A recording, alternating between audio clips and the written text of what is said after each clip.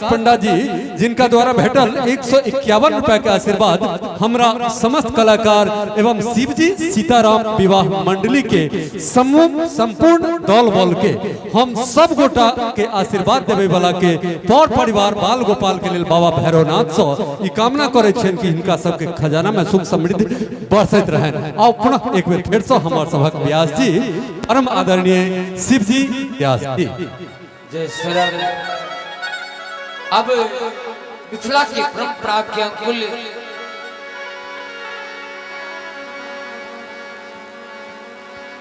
बारात के आगमन हो रही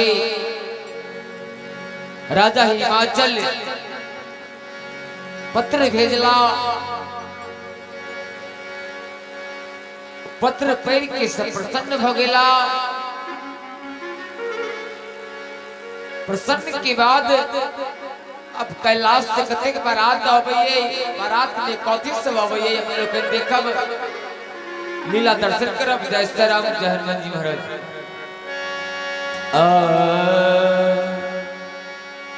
अब था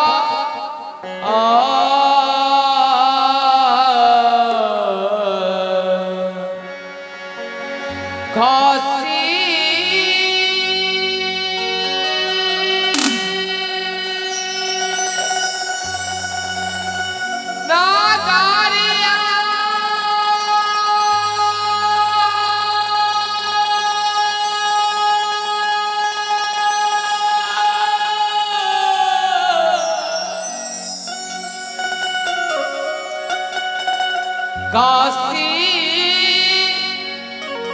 नगारिया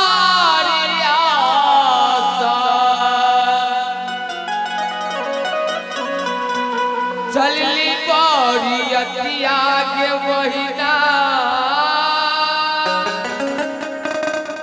चलली बरियतिया हे सोहा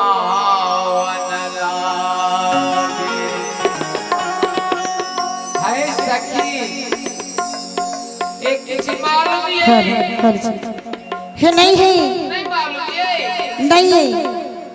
हे अपन बहिन पार्वती जी के हाँ ही पर सुंदर दुल्हा भूत प्रेत सम्राट आब रहल छै। अब अपनो सम्राट देखे चलब नहीं हे चला ना है। हे काशी